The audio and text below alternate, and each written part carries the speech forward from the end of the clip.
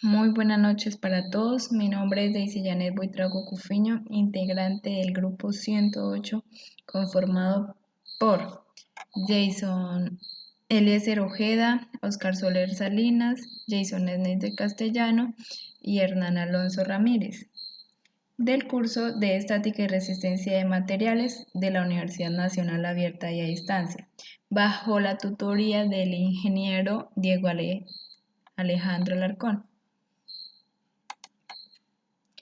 En este video vamos a explicar el diseño de la estructura de la cercha en las fases 2, 3 y 4. Los pasos que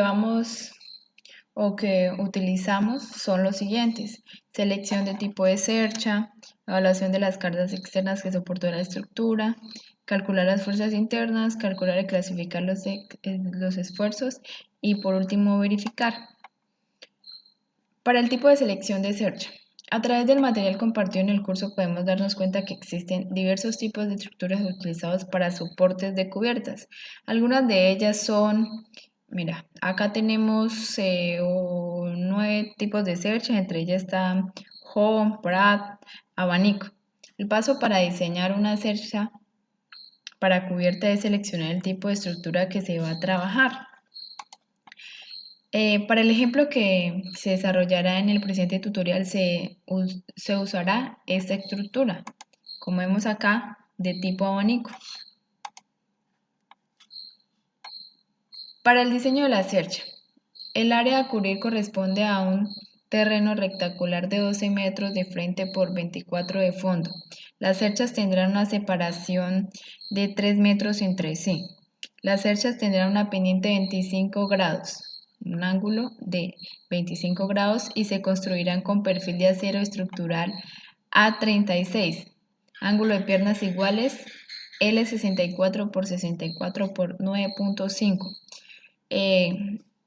Aquí nos indica que debemos ver el apéndice C del libro guía de la unidad 2, página A24. Como podemos ver, esta es la estructura tipo abanico que vamos a utilizar. Tiene 12 metros de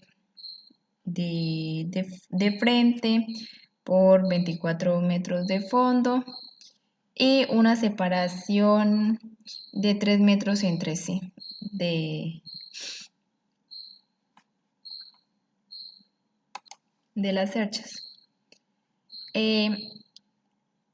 Tenemos una longitud de la cuerda inferior LC de 12 metros y una longitud de la cuerda superior de 13.24.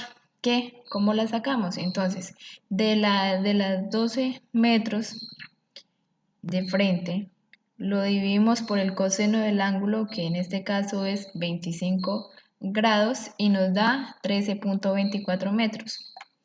El número de cerchas. Para determinar el número de cerchas debemos dividir el fondo, los 24 metros de fondo, entre los 3 metros de separación que deben tener las cerchas entre sí, más 1 que nos dará 9.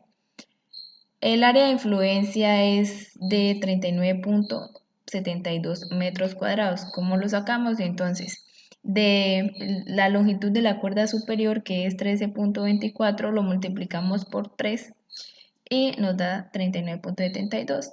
Y tenemos una velocidad del viento de 12 metros por segundo de Cúcuta.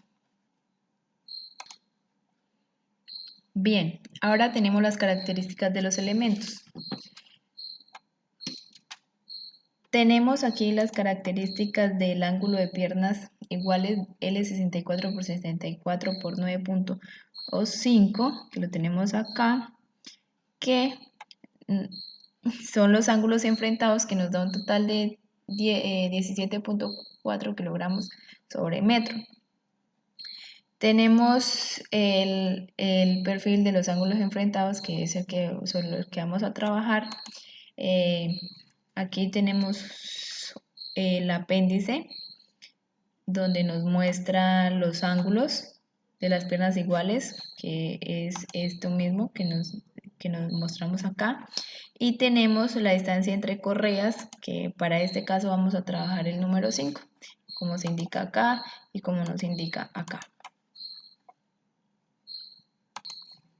Bien, continuamos.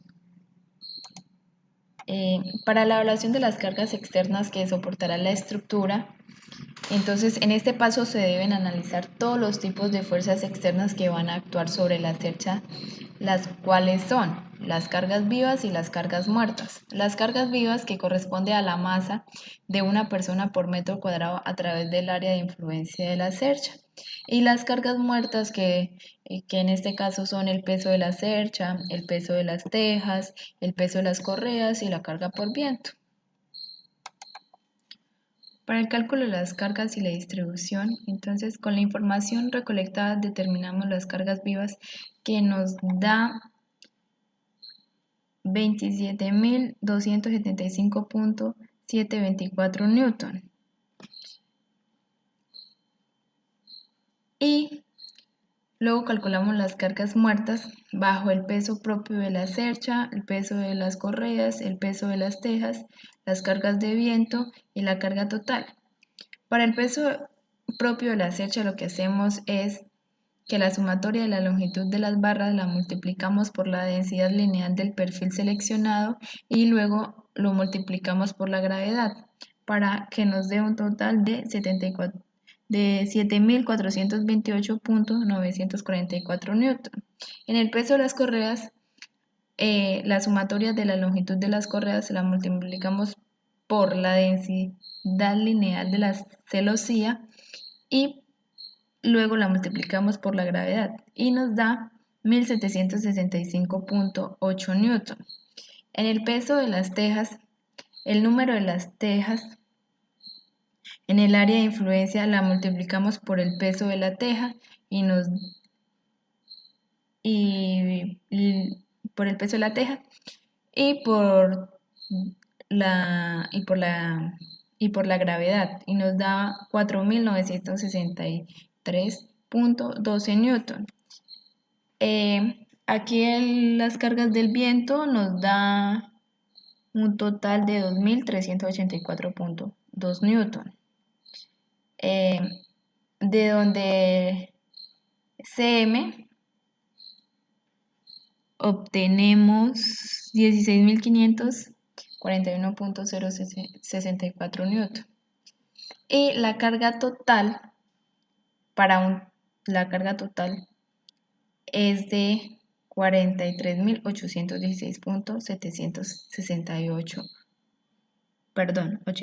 newton. Más abajo o después distribuimos las cargas en los nodos de la estructura. Entonces, como se muestra aquí en la figura, tenemos dos apoyos. La estructura está apoyada en el punto A y en el punto G. Entonces, para dividir las cargas en los nodos de la estructura, lo que debemos hacer es coger la carga total, que es 43.816.788 newton, lo dividimos en los tramos 1, 2, 3, 4, 5, 6, 7, menos 1, y nos da 7.31 kilonewton. Con esto concluimos la fase 2